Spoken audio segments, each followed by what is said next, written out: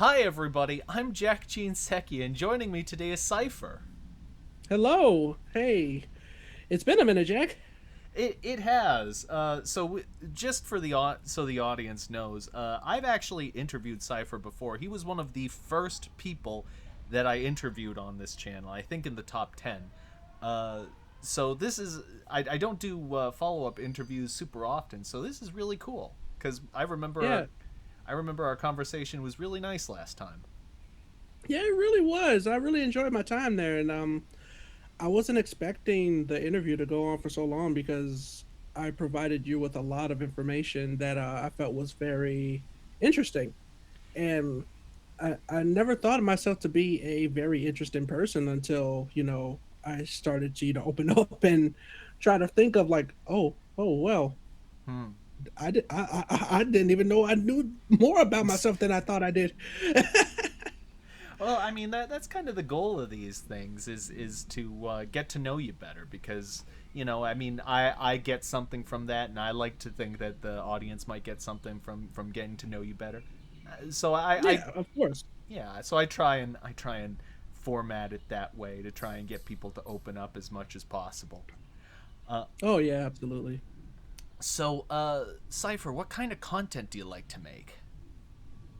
Um, it really depends because I really like thinking outside the box when I do certain things, Mm-hmm. whether it's like art related, whether it's like critical thinking, whether it's giving me ideas to help with a story or help with certain writing, or even something simple as, making business cards. I like to provide different things.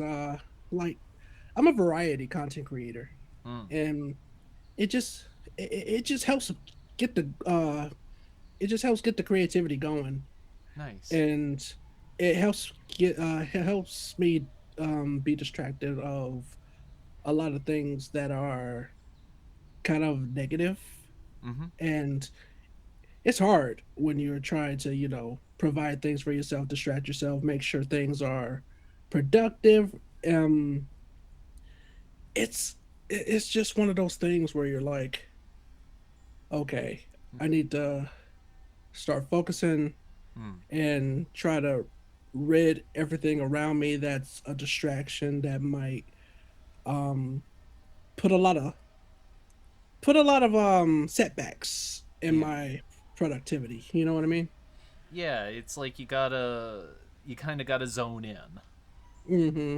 Yeah, like it's hard to lock in, but like uh clocking in is the hard part. Lock it in and clock it in. But once you put in the time and once you enjoy it and get the juices flowing, then you shouldn't have an issue at all. Hell yeah. Hmm. Do you have any major projects coming up? Um, I'll be doing some St. Jude streams because I am a part of a bunch of streamers who does streams for St. Jude's Children's Hospital. Hmm. And I'm no stranger when it comes to St. Jude because at my retail job every Christmas we help make donations to St. Jude's Children's Hospital. We ask customers and they usually donate monthly already or they give donations right there on the spot. And I feel it feels good to learn more about the patients of the hospital Hmm. and what where this money is going towards, like toys, video games, new equipment, Hmm. food, everything that the children may need to help survive, make them either entertained, well fed, just to get out of boredom. You know what I mean? Yeah. I once did a little research on St. Jude's because I was curious about like various charities and what percentage of the donations actually go to the charity and how much go to like administrative stuff and Hmm. like paying people. And St. Jude's has a really good ratio on that. Like Oh yeah, almost all the money that goes to them, as far as I know, goes to the kids. So, right. Like it like you when you look up these type of charities, it can get kind of risky because mm, you don't know what their background is, or you hear from other people about behind the scenes stuff that these other charities are doing that's kind of shady. Hmm. But St. Jude is no slouch when it comes to, giving and providing the things like almost at 100%. Mm. Yeah, there are certain charities that I find a little bit sketchy. Usually ones that are sponsored by Mr. Beast. Uh, Yeah, we don't talk about that. so, what made you want to be a VTuber? um, I think you've asked this question before, and I gave you a different answer. But Hmm. after thinking about it, after almost 6 years of streaming, by the way, Wow. and I've done VTubing for like 45% of that. Wow. Yeah. So, what made me want to be a VTuber is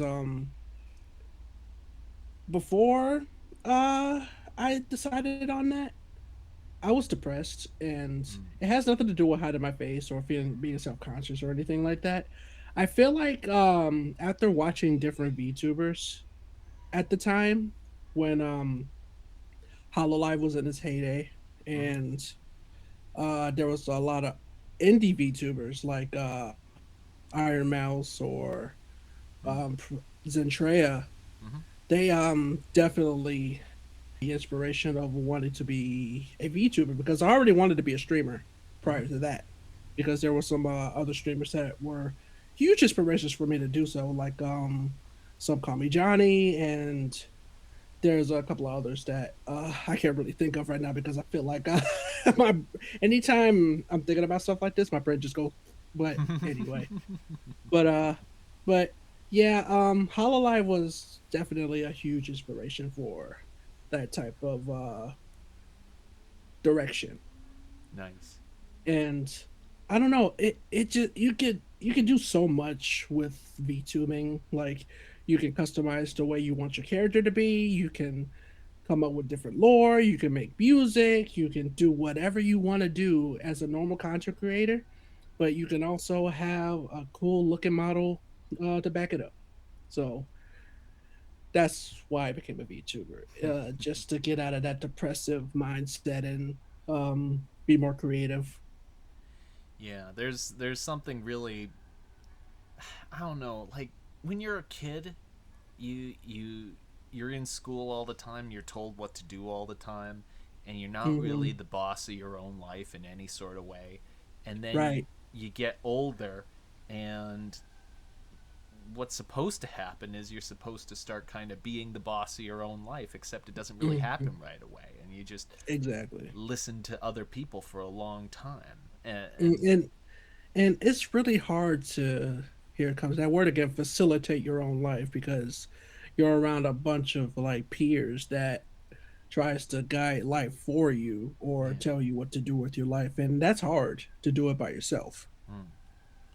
But like, that's what one of the things that VTubing did for me was that it helped me feel like I was the boss of my own life.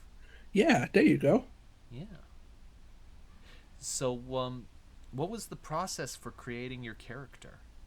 Oh man, there was a lot of ideas that I had brewing in my mind, and I was talking to different friends about these ideas, Mm-hmm. and I was coming up with some like sketches and thinking of some ideas like what can I do, because I just don't want to be a skeleton. I want to be something big. I want to be something that I like and I think is cool, Mm-hmm. and and something that I feel other people will think is cool too. So there's not that many kaiju VTubers. That And surprises me. yeah, and well, I know a couple, but we're not that well known. Yeah. They're not that well known.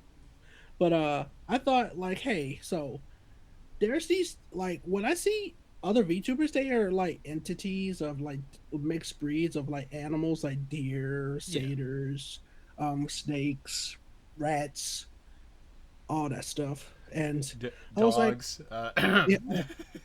yeah, yeah, yeah, hey. Yeah. Oh man, so many dogs. I know so many dogs. I can't stand these dog VTubers. We should get rid of them. Nah, don't say that. No, hey, hey, No, I'm kidding. no. I'm There's kidding. already a streamer. There's already a streamer that's in the hot seat for dogs. So I'm not gonna get into that. But anyway, Anyway. but yeah. I thought, you know what? I like Godzilla. I like kaiju fights. Hmm. I'm starting to get more and more into the tokusatsu scene, Hmm. like, Godzilla, Power Rangers, Super Yep. Sentai, Kamen Rider, all that.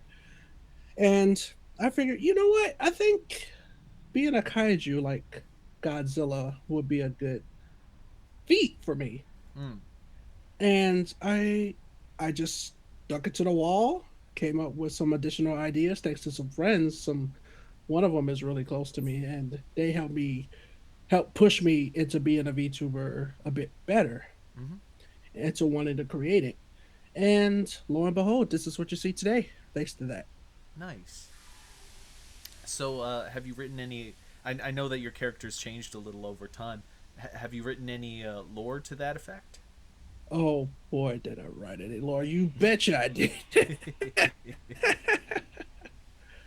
I sure did. So to give you a synopsis, um, they so they found a dead body in the sea Hmm. of the Navy ship, which was my body. So in order to revive me, they had to inject me with some like ancient kaiju DNA. Mm. So that's how you see what I am now. And the person that did that was none other than an old friend of mine who was a Shinigami. Mm. But she is a lieutenant of a group called the Kaiju Force. Okay. And she's training me to become the head general, so I could be the head general of, helping to, save the earth from like criminal threats, monstrous threats, etc. And with the help of a scientist named Ryoko and her quote unquote AI daughter Digi, who's also my buddy, my little buddy. I think you've met Digi before. Hmm. And we're just around trying to, fight different monsters and save the day, the typical shonen thing. And also, Cypher in the lore does have a wife. I don't have a wife IRL, but in the lore, he has a wife named Yensan. Hmm. And they are, they're, they're deadly. So don't fuck with them. Oh, awesome. so just, so yeah, that's just a smidge of what I have of the lore. I will say, while I haven't met any kaiju VTubers, you're not the first tokusatsu VTuber I've met. Oh, really? Yeah, I've met a Super Sentai. Oh, Yeah. nice. Do they have a robot? Uh, no, they don't have a Oh, robot. But he, how can you be a Sentai and not have a mech? yeah, no. Unfortunately, the audience hasn't seen that interview yet because there was a lot of crazy stuff that happened with that guy. But I'm working to set something up with him. Uh, anyway, it's Man, we're gonna have to collab soon. So oh yeah, have the biggest hell tokusatsu collab in the history. hell yeah. So That would be nice. I know that you mentioned that there aren't many kaiju VTubers out there, but aside from that, what makes you unique as a VTuber?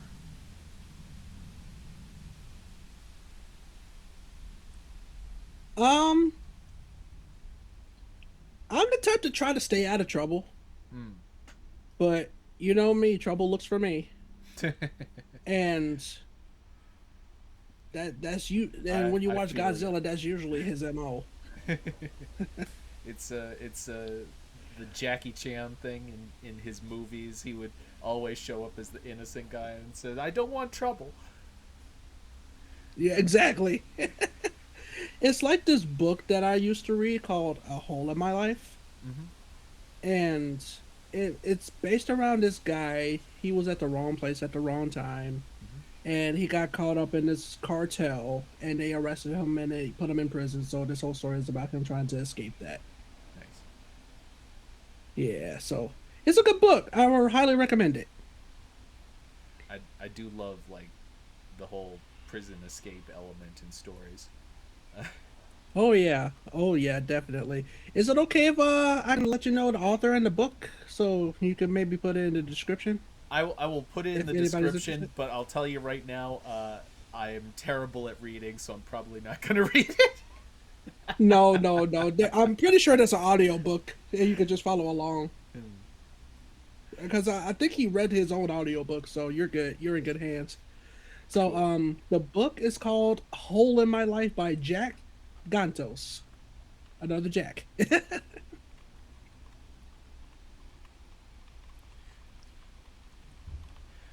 I will write it down. So, uh, what's kept you busy the last year and a half or so? Oh man, life. Oh, Anything no, that like you want to share, or should I go to the next one? um no, you're fine. I just been spending all this time just coming up with different ideas of what I would like to do if I were to come back into the streaming scene. And coming up with the kaiju idea was like a last minute thing, but prior to that, I already had a redesign in the works. So I already wanted to rebrand and change the style up on everything. And I don't know, man. It's just everything just came to my favor because I'd just been I know I say you lot a lot. I apologize for that. Oh, who cares?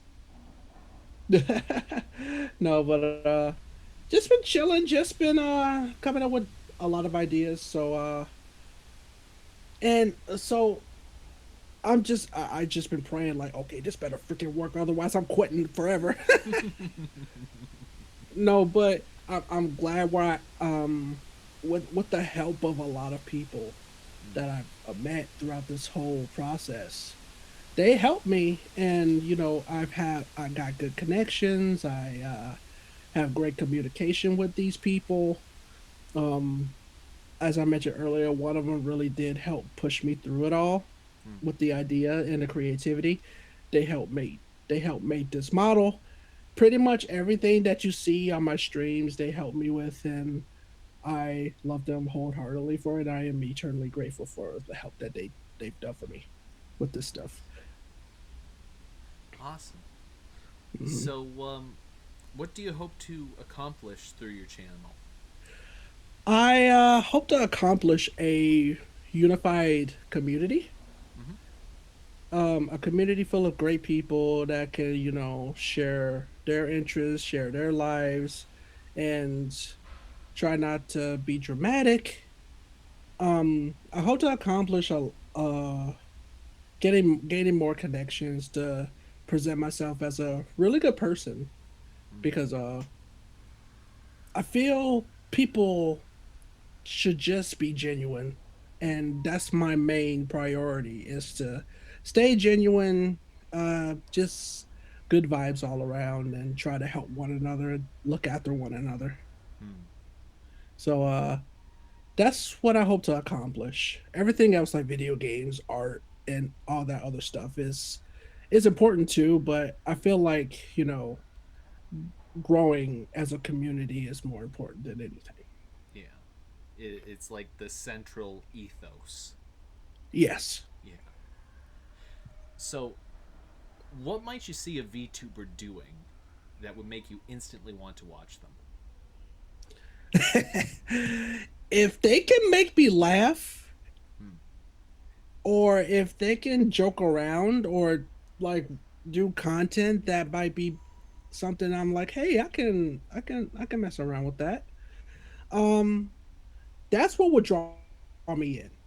If you have Hmm. chill vibes and you provide content that will make me laugh or make me invested in what you're doing, whether it's playing a video game, whether it's drawing, whether it's talking about life, or hell, you can even wash the dishes or something like that and talk about certain things, and they will get me invested. I'm pretty I'm not that hard to amuse. So if you provide good content and I like your vibes and I fuck with it, then yeah, uh that will make me instantly watch you or even possibly follow you or subscribe to you, you know? Mm. Oh yeah, absolutely. Mm-hmm. So in that same vein, I feel like perhaps now that we're a little further down the line, you might have a little extra insight into this question. What advice would you give to someone who wants to be an entertainer? Just be yourself, first and foremost. Just gotta be yourself. Don't try to fake yourself into, appeasing anybody else's impressions of you. Um so that I feel like that's more important because if you're not yourself, then you're just walking on autopilot. Hmm. And make sure you're well educated in what you do because walking around without a educated mindset is like going to the bathroom without toilet paper. That's what my grandpa used to say. So that was engraved in my mind when he told me when I was really young. So just be yourself, keep yourself educated, and stay genuine. Be true to yourself. That's all I can. That's all I can give you.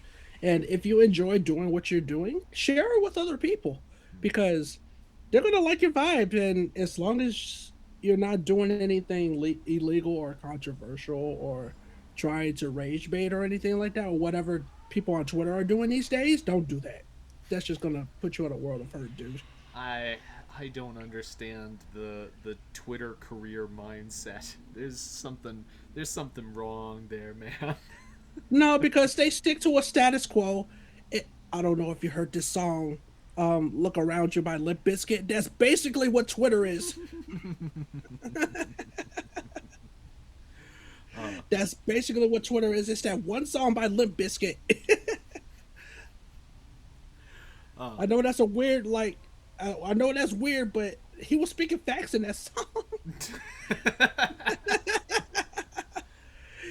No, the lyrics is basically, "I know why you want to hate me, because hate is all the world has ever seen lately," hmm. and he's right.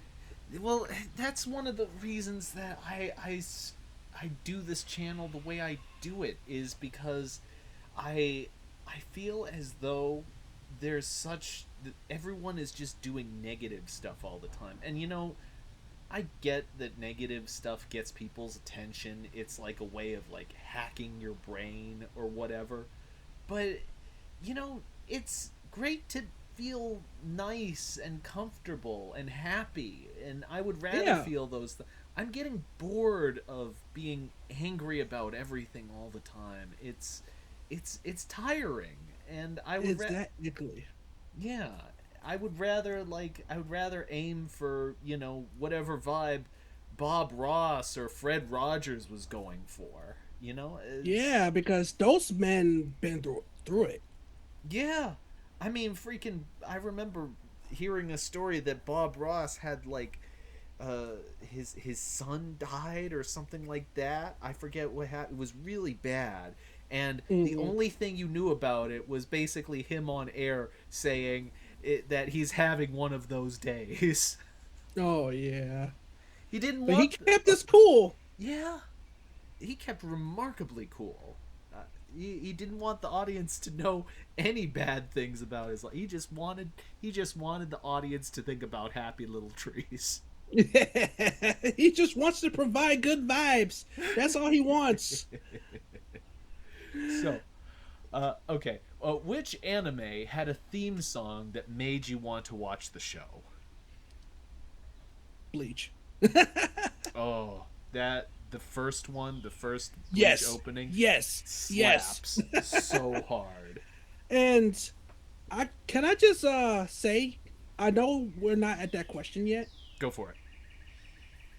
but the last question is which decade's aesthetic vibes with you the most? Mm-hmm. it's that opening. That whole vibe of that opening. It's like that it's like that urban aesthetic that opening just shows you, because you just see Ichigo and friends just hanging out in different areas, just wearing the clothing that Tight Kubo was really into, that type of fashion. Yeah, I and and if you see his illustrations, they wear the same type of attire. well, so I'm going to cross that question off. And instead, I'm going to replace it with my typical last question, even though I did ask you this last time around, what smell reminds you of home? We will get there. Don't answer it yet. You'll mess up everything. Oh no, I don't want to mess with the natural order now. I don't want no trouble. I don't want trouble.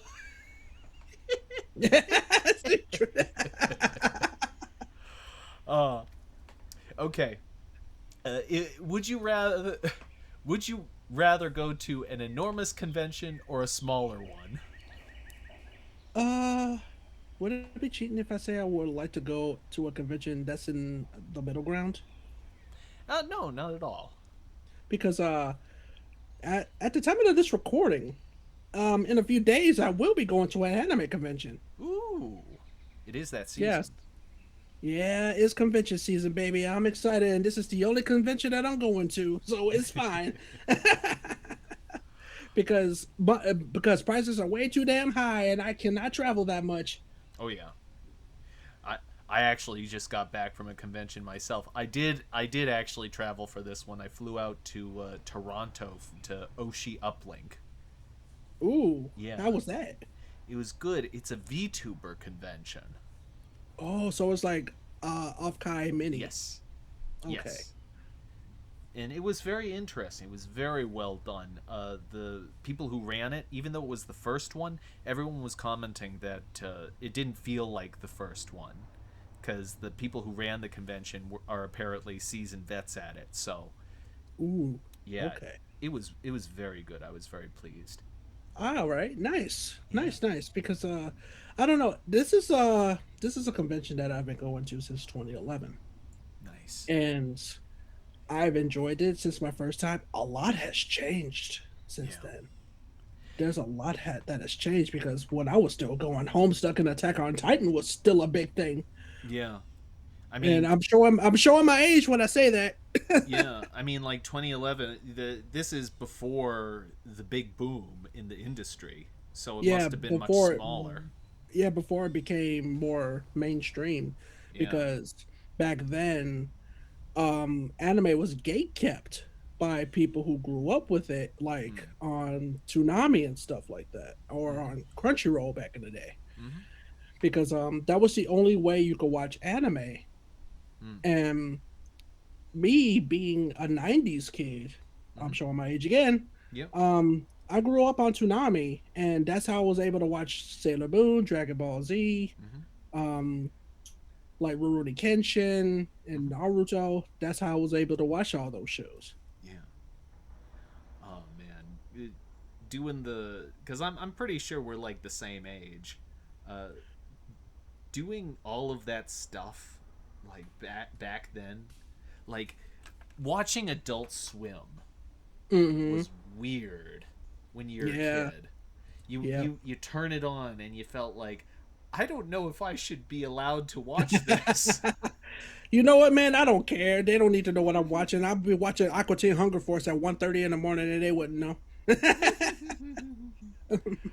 uh, but yeah, I'm not new to anime. However, I am new to conventions, so I actually started those last year, and that was a lot of fun.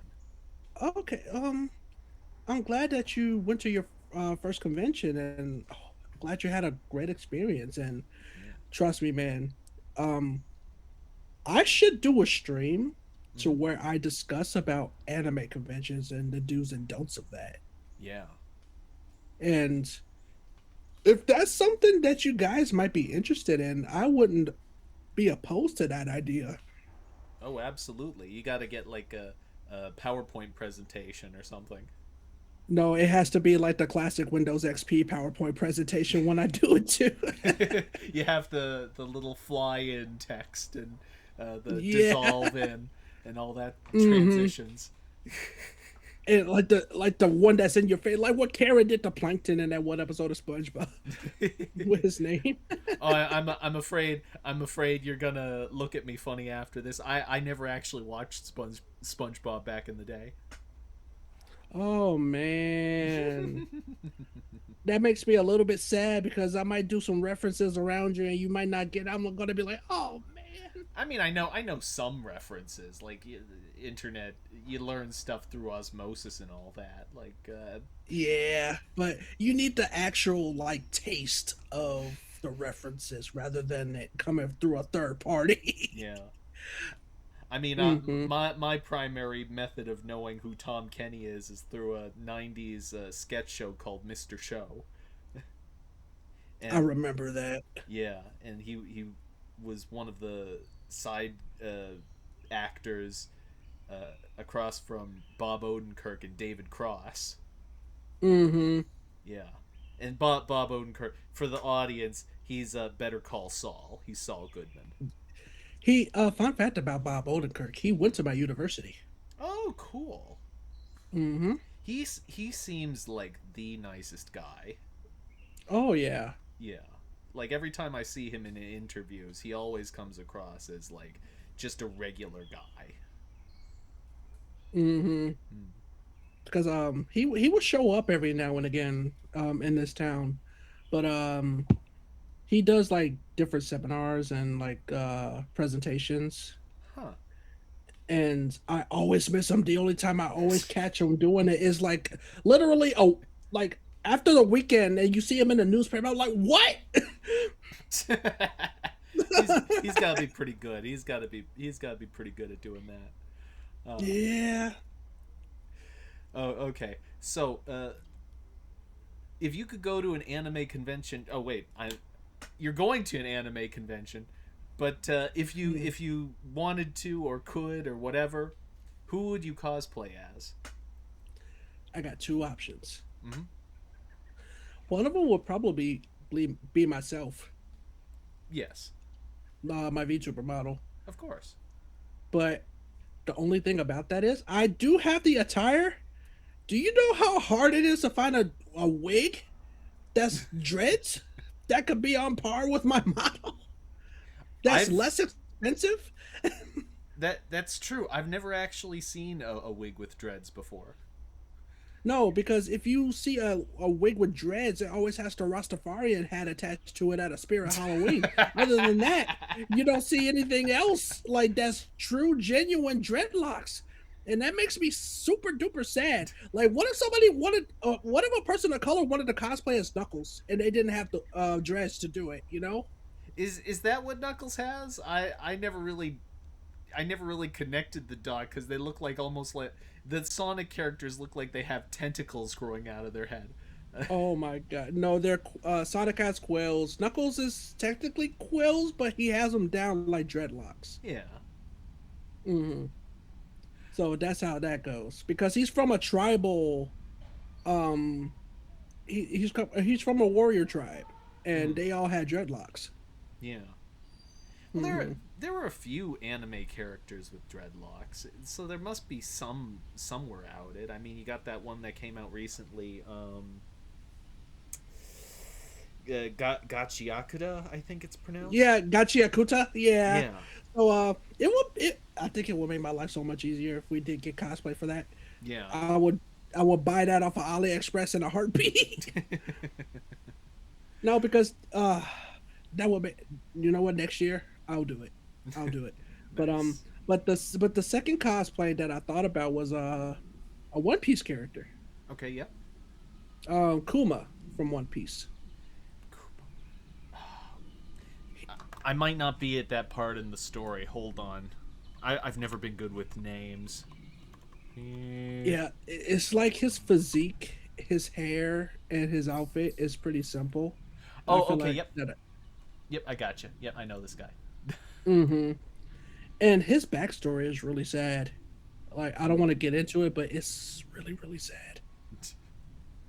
I stopped One Piece a little while ago. I was something like 400 or 500 episodes in, and I was just like, I kind of, when you've seen a shonen for like a long time, and then your brain just turns off, and you're like, nope, I gotta stop right now. Yeah. I was like that when Naruto ended and Boruto began. I was like, yep, yep, no Boruto for me. I'm done. I've never seen Boruto, but every time people talk about it, it's just like they have the most disdain for that show of any show ever made.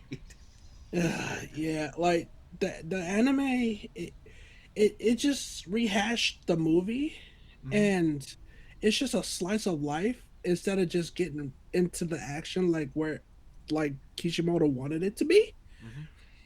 And it was just weird. Like there were characters that were disappearing. There were other characters that came into the like spotlight that I didn't like, and I was like, "What is happening?" Oh man. And the And characters look weird now. I see pictures yeah, from time to time, and I'm like, well, they did some people dirty here. yeah, they honestly did. Like the art style, I wasn't really feeling, Yeah. and Any. it didn't match the characters. It didn't feel like Naruto, you know. Yeah. Yeah. Okay. So, which game did you have the most fun playing on stream? Ooh, that's a tough one. That is a tough one. I would say maybe recently it's been Balatro. Okay. I don't know a lick about poker, Mm. but it's slowly making me learn poker. But I used to play a shit ton of Spider Solitaire on the computer and during my youth, so that kind of helped me. I mean, the real trickiest part about poker, because I don't know that much about it, but I do know that the trickiest part for me has always been the betting system. Yeah. Past that, if you need to know like what a winning hand is, it's like Yahtzee rules. If you know Yahtzee, you know poker. Oh, okay. I never played Yahtzee, so Oh, uh I I played it a lot, and the reason I played it a lot, I didn't actually play the physical game. Remember handheld games, the little like they looked like the, calculators. the Tiger Electronic handhelds. Yeah, the little dinky things that you took with you on a road trip back in the Yeah, day.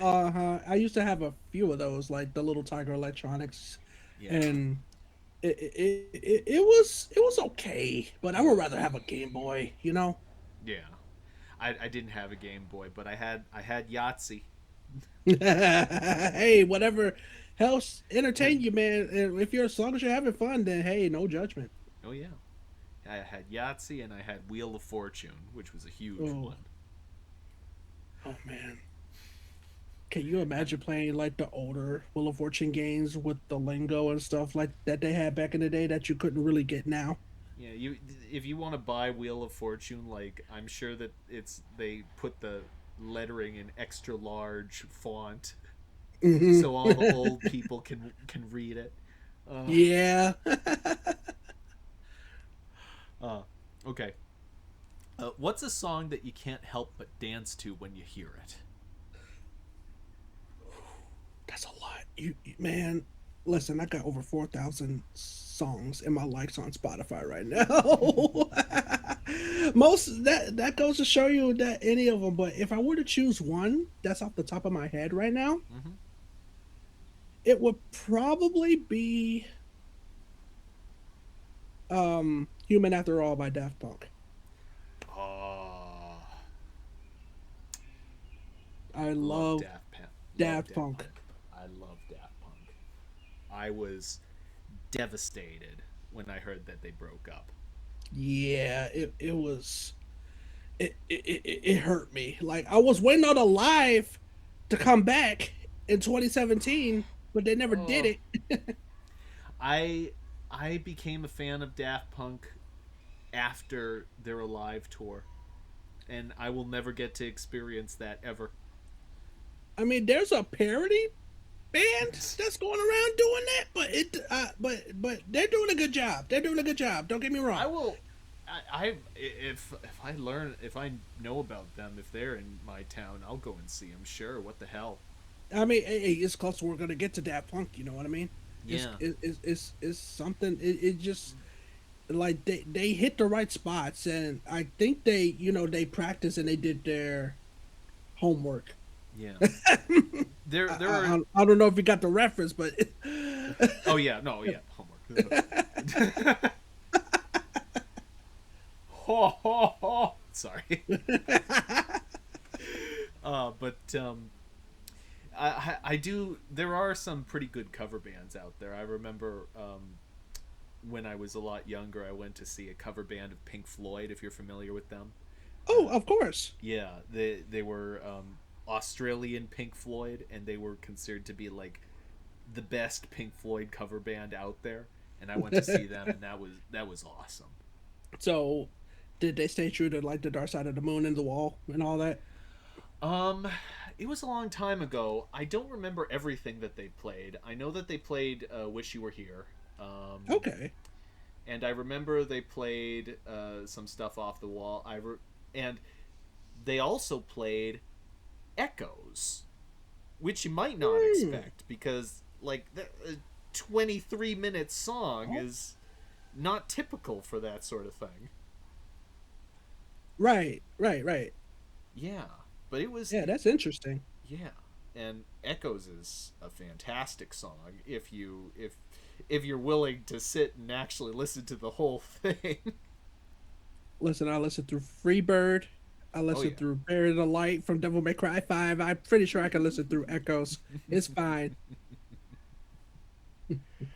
uh, so is Human After All your favorite Daft Punk album? You think? It's got to be between that and Discovery. Mm. Discovery is amazing. It's a masterpiece. Like, you can't compare. That's Yeah. like, that's the house that I like. Oh man. I Like, also if you wanna listen to some good French house, listen to Discovery and listen to Homework. Listen to their whole discography at this point. It's really good. Discovery was so good they made a movie about it. Yeah, like they implemented their music into Interstellar 5555 Yep. five, and they made a great narrative with the music in the movie Hmm. involved in the movie, and it was just so good. But the interesting thing about Daft Punk is that they made because it wasn't them that made that movie, but they did make a No, movie, and it didn't feature any music by Daft Punk. no, it was just silence. it was it was like there were parts of it that had like creepy, sad music, and like it almost felt like stock music of some sort. I don't Yeah, know what was going on with that movie. and Thomas blew up at the end. Yep. I And sat through the whole thing. I won't lie to you. I wasn't a fan of the movie. hey, it's okay to not like it. It's okay not to like I things. I It's love fine. their music. Not a huge fan of the movie. No, I feel like it was satire in a way. I'm still not sure what it was, but I mean, it's an interesting factoid for the Daft Punk fans out there. I feel like there's a Reddit page that will explain the deep meaning of what it is. So, Oh, there's a 10-minute like video on YouTube of some guy. You may not understand the reason. This is the reason why Daft Punk's whatever that movie was called is one of the greatest movies ever made.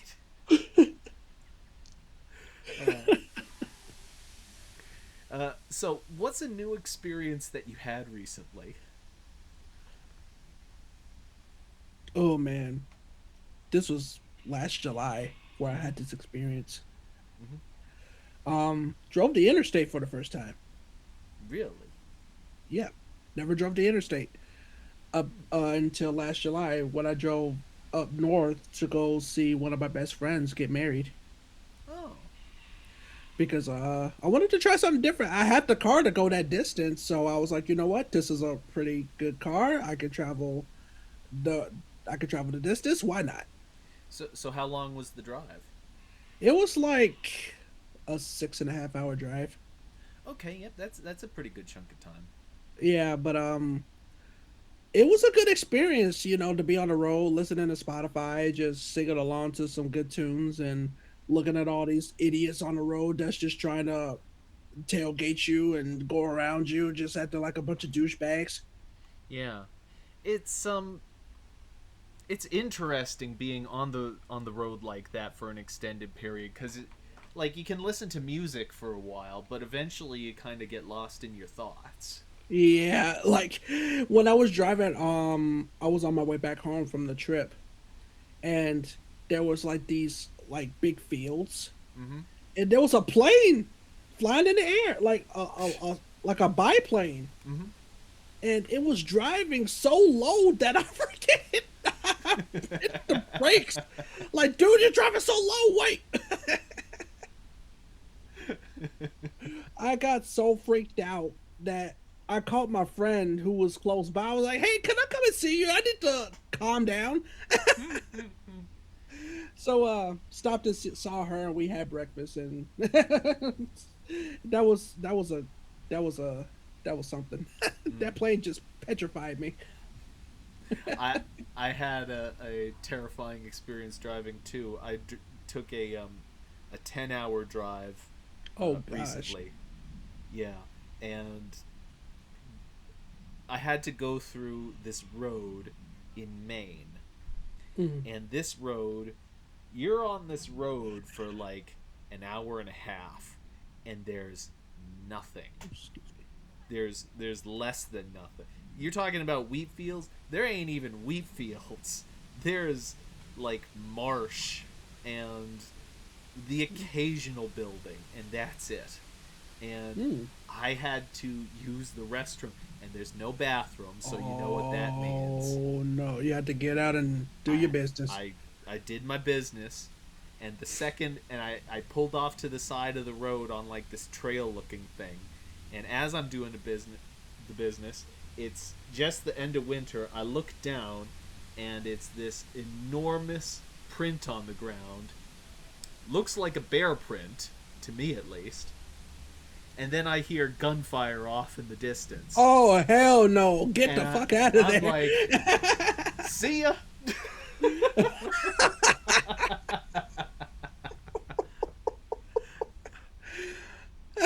Oh god. Yeah, yeah. Okay, I did what I had to do, trying to get the hell out of Dodge. So, what's the strongest reaction you've ever had to a movie? Oh, that's a good one. That's a good one. Hmm. I remember seeing Guardians of the Galaxy Volume 2 when it premiered. Nice. It was like the day before it officially like released in theaters, and we had a special screening for it when I was in university. Mm-hmm. Um, Spoiler alert if you have not seen this 10-year-old movie. Anyway, well, almost 10 years old. Mm-hmm.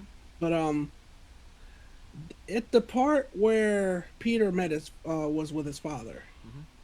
when he found out that his dad put the tumor in his mom's head, Hmm. everybody in that theater gasped. Well, They let out a very big verbal, like, me and the dude that was sitting next to me shouted, "You son of a bitch!"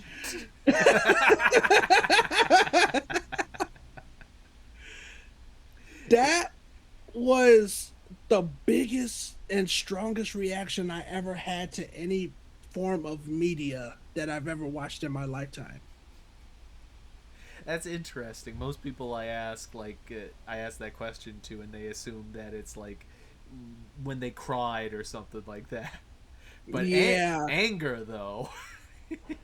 it was. I was flabbergasted. I was pissed. I was sad. I just had a ball of emotions, man. It was so bad. uh, Interesting side note. I actually saw the original Guardians of the Galaxy the night before it premiered because I was working in the movie theater at the time. So Hmm. I got to see a screening before everybody else. It was awesome. Oh, nice. Yeah. Oh man, like, see, if I would have work in a movie theater, like besides cleaning up all the mess that people left behind and everything, I would Yeah. have been enjoying myself. Especially now because the Michael Jackson movie is out right now. You know how distracted I would be in the movie theater. You know what? I would just be jamming while cleaning. I don't care. Like, dude, I love Michael Jackson music. Michael Jackson is my dude. Oh, he was uber talented. The guy He was wa- incredible. he was internationally known around the world. Everybody knew his name. I don't know how. God is my witness. I don't know how the man hit the notes that he did. I don't even think his family knew either. He was just that talented. He was, and the music was just fabulous. He was great. Hmm. Well, I don't know if you know the history from him, but Mm, he came from a very abusive family, yeah, I and I heard that a lot of it, a lot of his strangeness later in life I've heard explained basically as he didn't have a childhood, and so he was no, effectively trying to recreate his childhood in adulthood. right, and he like as a neurodivergent, I can relate to that Mm, because it always happens to the people who never really had a childhood. Well, I'm not trying to say that I didn't have one, but to have like certain traumatic experiences growing up, yeah. and you had to fight through that, and I feel like you can learn from that too, Mm, and I feel like that's what he did. yeah. He pushed himself, he pushed his limits to be the person that he was, Mm, to get a point across, and he is very artistic mm-hmm. with his craft. Like, I was watching videos and looking up like different like analysis of one of his album covers, Mm, and it has so much meaning into that album cover. mm, It was the Dangerous album, mm-hmm. and it has so many layers to that album cover. We're talking about a song you can't help but dance to earlier. Uh, Hmm. One of my answers to that question is "Don't Stop Till You Get Enough." That's a good song. I hear That's a that good one. song, I need to get on my feet. It's just fantastic. No, I wouldn't mind singing that at karaoke. I need to practice my falsetto if I'm gonna do No, I don't need to practice nothing. I'm just gonna sing it the way I want to. that. Screw that. uh, so, what's something crazy you've always wanted to try doing? Skydiving. Hmm. Ever since I saw the first Power Rangers movie, that's when I wanted to start skydiving with the highest ground by Red Hot Chili Peppers playing. What was even the point of that scene? I mean, it was a good scene. Well, yeah, but I mean, like, I don't even remember what they were actually doing there. What was? Why were they skydiving for that one scene? I don't I know. guess they were just hanging out on set, and they just want to be like, okay, hey, we're just gonna go skydiving. You guys want to film it? But hey, it was a cool scene. We had Red Hot Chili Peppers playing in the background, so it was good. Hell yeah.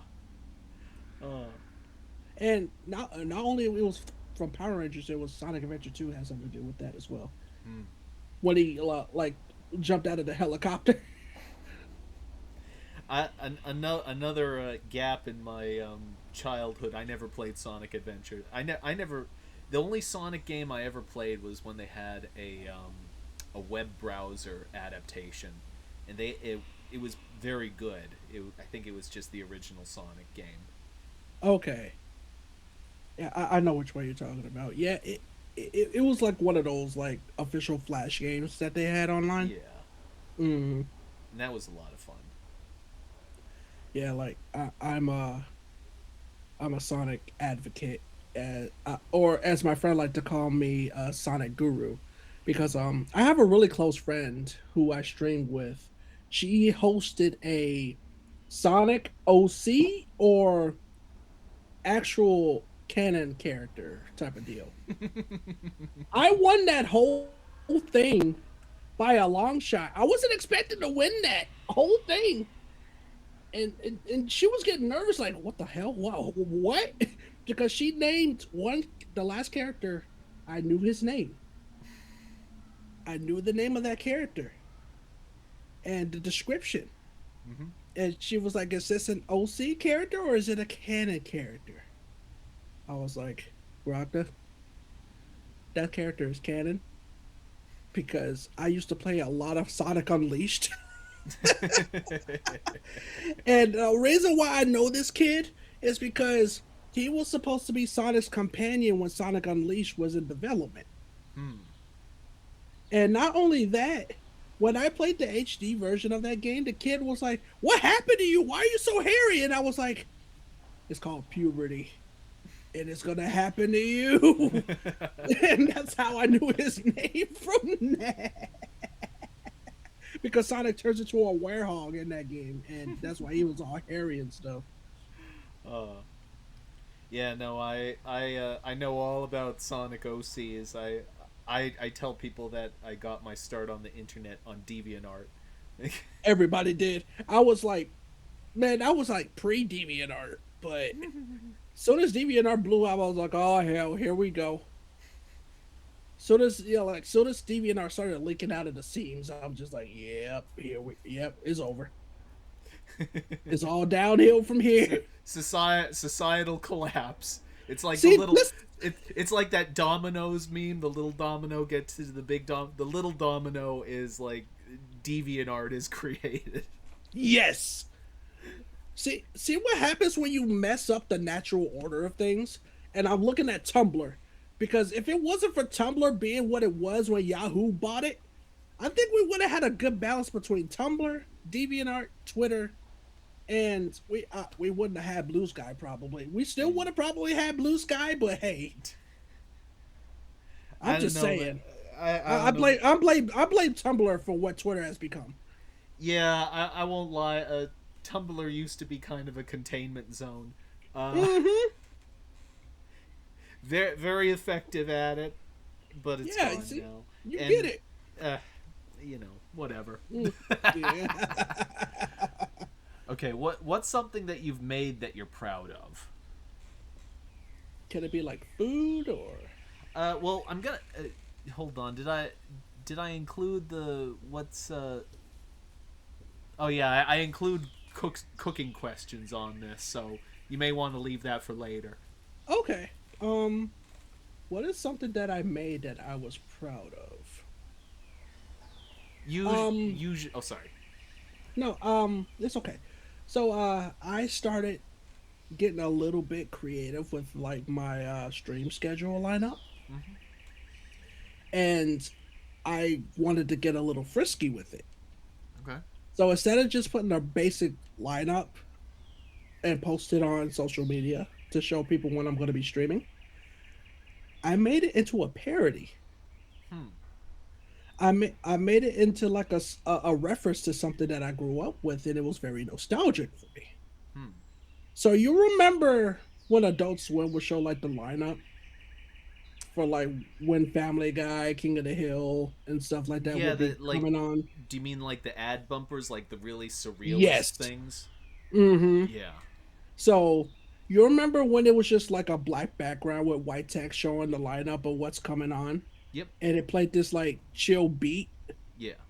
I found the song and I made my schedule in reference to that.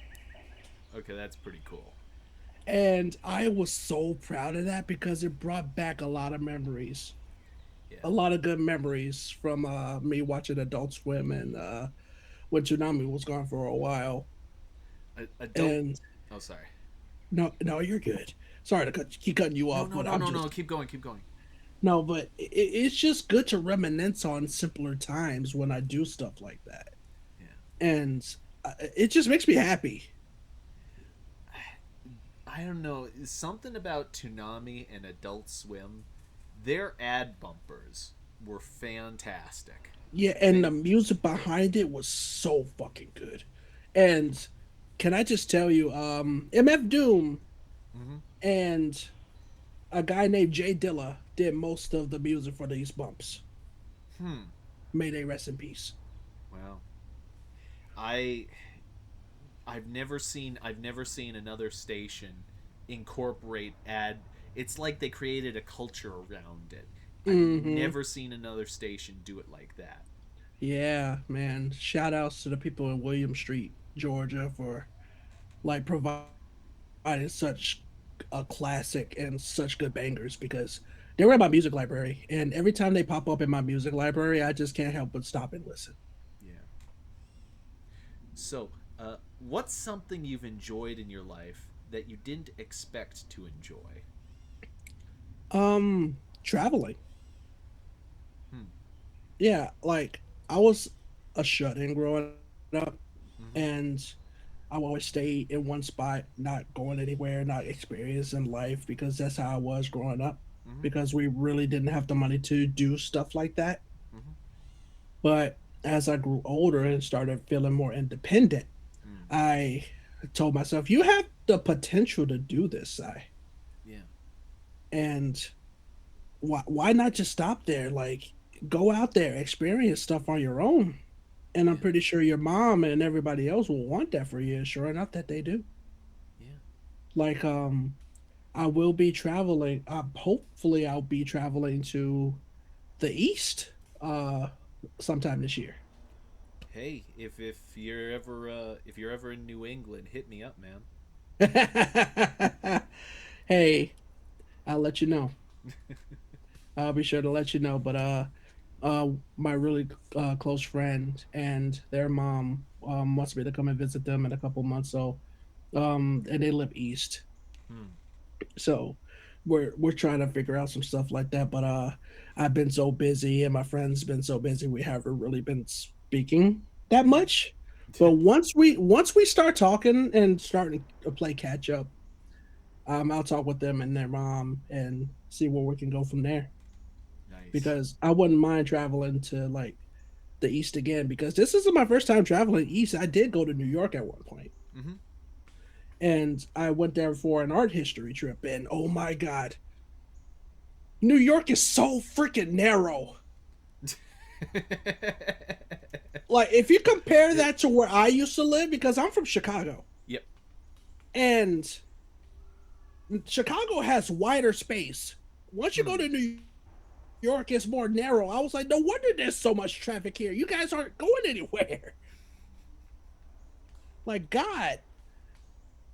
It's I've never heard New York described, because here's the thing. I've been to New York several times now. Mm-hmm.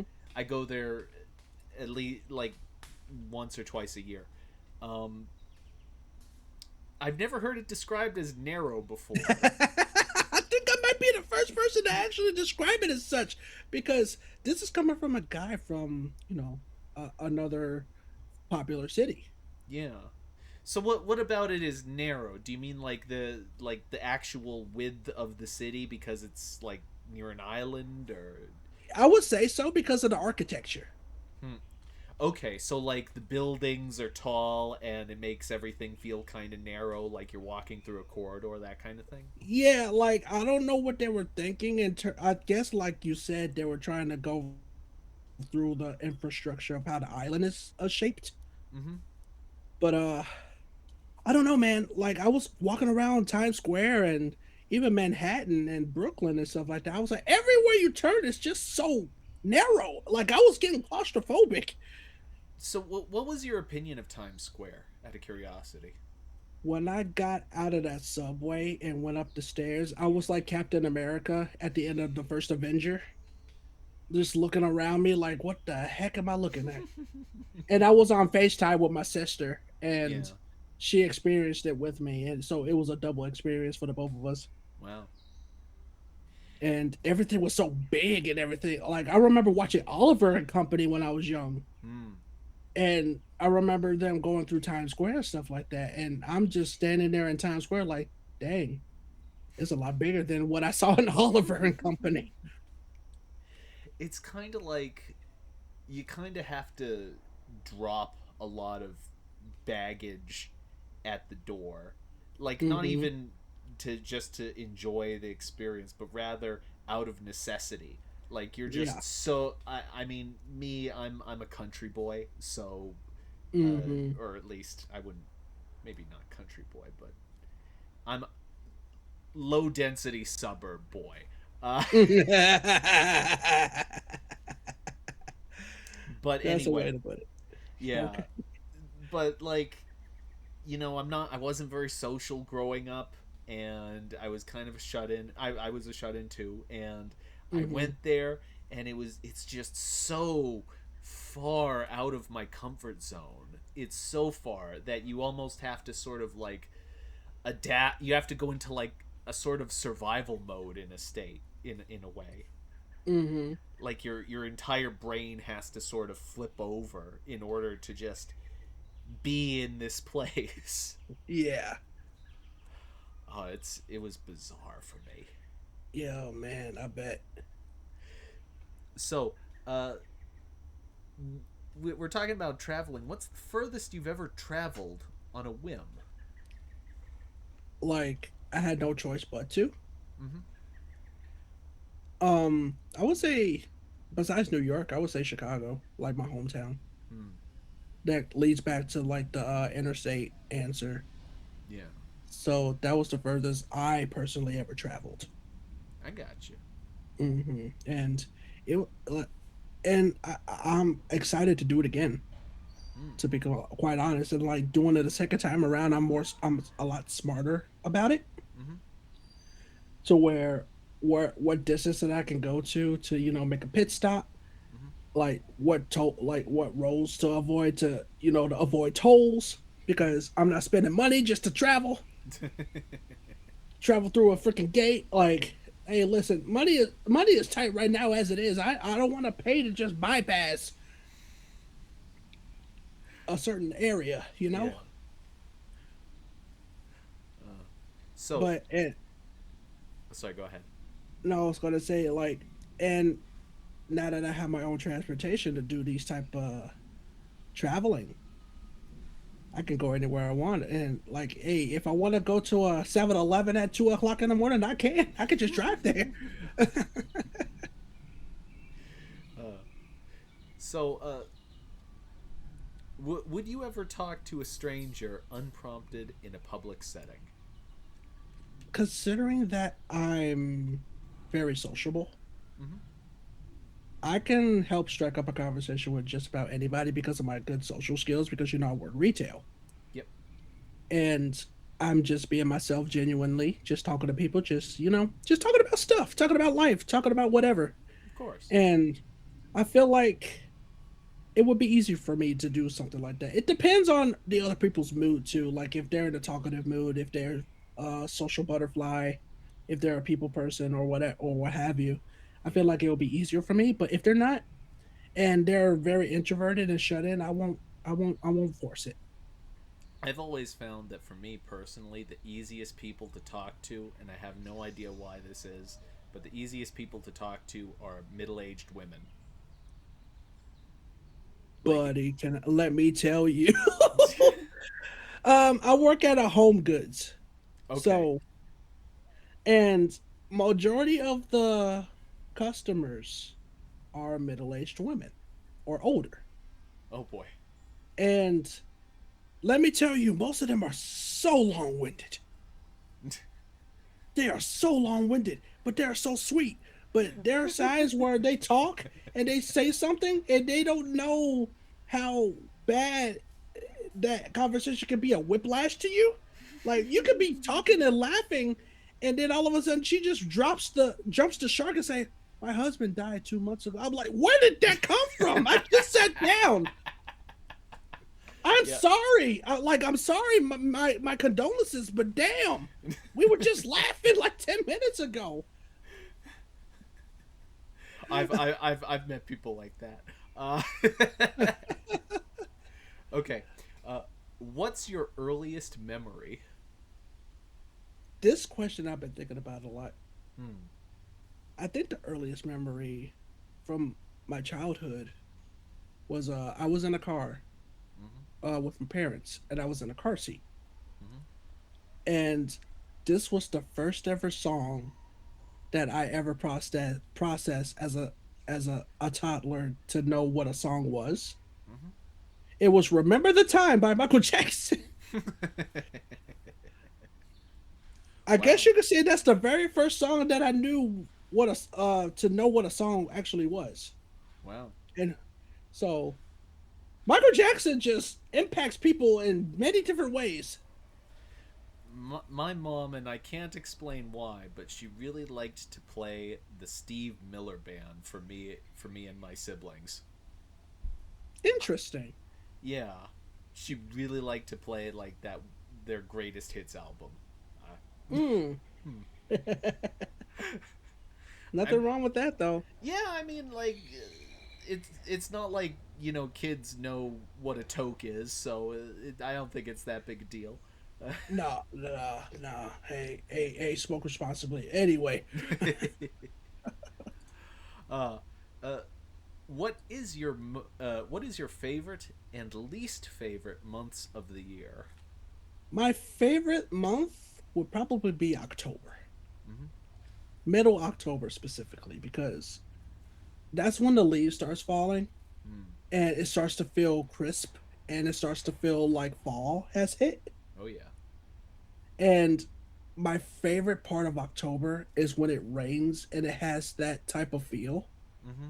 because I always loved that feeling of fall when I Mm. was still living in the city, where you just see the leaves everywhere, the soggy leaves that you'd walk through or drive through, and you just see how dark it is outside, Mm-hmm. and you just feel like that cool fall air. Mm-hmm. That's a vibe that I can get around for sure. I mean, hey, I'm in New Hampshire over here.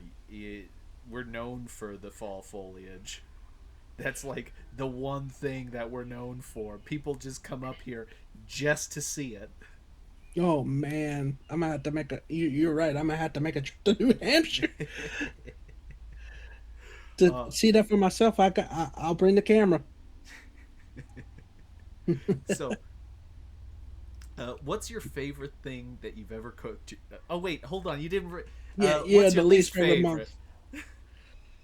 I want to say August, Mm, dude. It feels like I'm in a freaking oven, yeah. like not even an electric oven, a gas oven. August is just a month where things cannot get done. No, it's just so stressful, Yeah. and I blame the heat for that because you just want to get stuff done without like melting to death. Yeah. So yeah, August is just one of those months where you're just like, okay, it's back to school time, or hey, it's time to cut the grass. You got to deal with the heat, and it's just overwhelming. August is just such an overwhelming month. Yeah.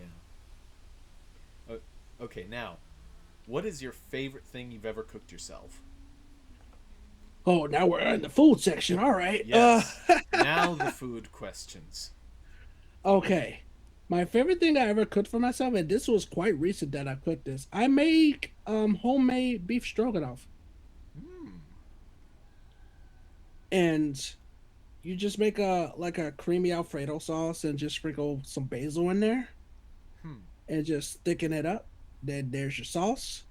I like to ground up some ground beef, season it with some Italian seasoning, some like paprika, some onion powder, garlic powder, a little bit of salt because I have high blood pressure, so I don't put too much salt in there. I depend on other spices to give it that salty flavor Mm-hmm. and mix it all together. Sometimes I cut up some like green peppers and put some mushrooms in there Hmm. and stir it up together some more. Sometimes I will put some onions in there. I'm not a big fan of onions, but when I'm craving onions, I'll put a little bit in there. Mm-hmm. And For the noodles, I don't use any type of like normal pasta. I use like the egg yolk noodles because they're a lot Mm. faster, quicker to cook, Well, and when they get tender, it just tastes better with the pasta. I mean, with the overall dish. I think that egg noodles are traditional for beef stroganoff. Okay, so I was doing it right. Yeah. Okay, so yeah, and I make it every time I'm craving it, and I never, and every time I make it, it gets better, and I never disappoint myself. Nice. So now, on the other side, what's the worst thing you ever cooked yourself? Jesus Christ. I can't think of anything that was bad. You Oh. know what? No, I take it back. I know what I cooked that was terrible, and I was disappointed, and I would never do it again. I bought some pork neck bones, Okay. and when I get them from like the when I get them from the meat shop, it looks like it had a decent amount of meat for me to eat it. Mm-hmm. But once it's boiled and ready to go, it's more so fat than it is meat, and it was more bone and fat, and I'm just like, Ooh. I just spent $7 on this this like this meat, and that's all I'm just eating. It's just fat and potential bone. I don't like this. Wait, you said it's a neck bone? Yeah, pork neck bones. Huh. I've never prepared those before or seen them prepared. No, they're good with like red beans and Hmm. rice, Okay. Hmm. So but you've had good pork neck, I assume. It's just this yeah, wasn't it. but it no it. And this is the first time this happens. This happens every time I try to purchase it or when my mom purchases it and she serves it when I was living Mm-hmm. with her. I just had always had a bad experience with neck bones cooking them myself too. Hmm. Just never came across a good meat shop that sells them. Head. No, and it was that and menudo. It's a Mexican dish, Mm-hmm. and it has, I think, some type of intestine in it. And Ah. I tried it. Never cooking that again. It was gross. So Would disgusting. that would be tripe, wouldn't it? Yes. Yeah. I had tripe once, Mm. and there's something slightly unsettling with meat that could be described best as fuzzy. Yeah. That's an interesting texture. Yeah. Ooh. That's all you gotta say. Say less. I understand. uh, so, what's a food that you strongly associate with your childhood? Spaghetti. Yeah. Spaghetti. Like my mom makes the best homemade spaghetti. And speaking of which, I did have it yesterday when I was over at her house, Nice. and it tastes the same way it did when I was a child. It Does was she so make? good. Does your mom make her own homemade sauce? No, she gets Prego. Ah, She doesn't really have the time to prep like certain sauces and stuff from scratch. yeah. What my mom did was she got crushed tomatoes, a can of the pasta sauce, like, Hmm. and put in some spices that she kind of just threw together at random, and that's what she did for pasta sauce like 95% of the time. Oh, okay. That sounds really good, actually. I mean, it was okay. There was one interesting recipe for pasta sauce that I really liked, and it Hmm. was the simplest thing you ever saw in your life. It was like three ingredients. It was tomatoes, like whole tomatoes that you let stew in the pot, and you add like an onion, and the onion Hmm. provides the sweetness, and it was fantastic. Oh I gotta man. make that again. It was the simplest thing, but it was fantastic. Ooh wee. Uh, so If you could wake up with one talent tomorrow, what would it be? That's a tough question because I feel like I'm a very skillful person. Mm-hmm. I know how to cook. Mm-hmm. I know how to draw. Baking. If I were to do something, maybe social networking because I'm very sociable, Mm-hmm. and maybe start my own like social networking website. Mm. So I think online making online making websites would definitely be something on the lines of that, like because it involves graphic design, it involves coding, Yeah. So and so basically, you would like to be a coding whiz. probably yeah, but coding is not my forte because that's a lot to learn. Yeah. I would rather learn Russian than to learn coding. I've done a little bit. I've done like they have where the high level languages like Python, where it's like Mm-hmm. you 90% of the work is done for you, uh, Yeah. and you just gotta type in this random function to do basically whatever you want. So I've done a little bit of that, but other than that, it's the stuff is beyond me. It's so it's so draining just to think about it. Yeah. Uh, Okay. Final question of the interview. I asked you this last time, so I don't know what you'll say this time. It could be anything, people. What smell reminds you of home? The smell of the lake, Lake Michigan. Mm. It's just such a nostalgic smell, and it reminds me of home. And anytime I will go outside and just smell like the the like like the lake air, that just tells me like, yeah, you're home, and it just brings back memories of me being around areas where that set may be. Mm-hmm. It just it makes you feel familiar with what you grew up with and where you came from and what you've learned since then. Mm-hmm. It's a sense of nostalgia, uh, but to the point where the nostalgia is good rather than bad, you know. Mm-hmm. And I feel like anybody could, have that type of feeling. But when you have that smell of something from nature that reminds you of all this stuff, it just hits different. Mm. And I like that. Yeah. Well, Sai, thank you very much for coming out and doing this interview. It's as per last time. It has been an absolute pleasure speaking with you. Hey, likewise, man. If you ever want to have me on any other time, just, give me a holler. Oh, It was good to do absolutely.